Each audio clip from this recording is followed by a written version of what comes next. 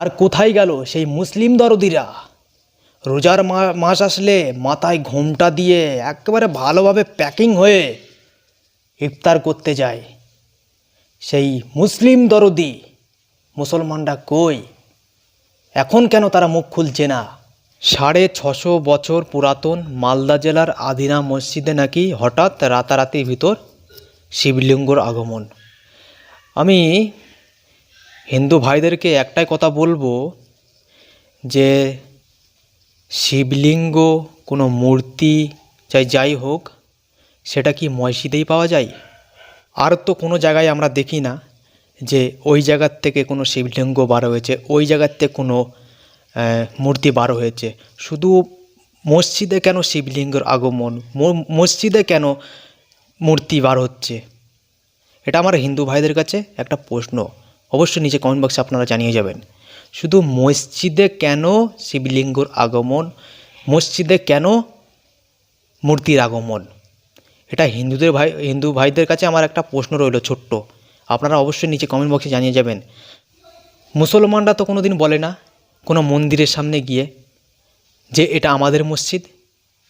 কেন মুসলমানদেরকে এত জুলুম অত্যাচার করা হচ্ছে? কেন মসজিদকে ভাঙার চেষ্টা চলছে? কিছুদিন আগে বাবরি মসজিদ ভেঙে দিল, জ্ঞান বাবরি মসজিদ ভেঙে দিল, এখন আদিনা মসজিদ ভাঙার প্ল্যান চলছে। কেন আজকে মুসলমানদেরকে টার্গেট করা হচ্ছে? এটা পরিষ্কারভাবে বোঝা যাচ্ছে সামনেই ভোট, এই ভোটকে কেন্দ্র করে মসজিদ ভাঙা হবে। এই মালদা জেলার আদিনা মসজিদটাকে নিয়ে যে অপচারটা চলছে, এটা কিন্তু আমরা মেনে নেব না। এটা আমরা কখনো মেনে নেব না যে ওখানে শিবলিঙ্গ বার হয়েছে। ভাই রাতারাতি কীভাবে শিবলিঙ্গ বার হতে পারে? রাতারাতির ভিতর কীভাবে শিবলিঙ্গ বার হতে পারে? 650 বছর ধরে আদিনা মসজিদ মালদা জেলায় উপস্থিত আছে, এতদিন কেন বার হয়নি? 2024-এ কেন বার হয়েছে? তোমরা বোকা বানাচ্ছ মানুষকে। কী ভেবে রেখেছো তোমরা? যা বলবে তাই বিশ্বাস করে নেবে? আর কোথায় গেল সেই মুসলিম দরদিরা? রোজার মাস আসলে মাথায় ঘোমটা দিয়ে একেবারে ভালোভাবে প্যাকিং হয়ে ইফতার করতে যায় সেই মুসলিম দরদি।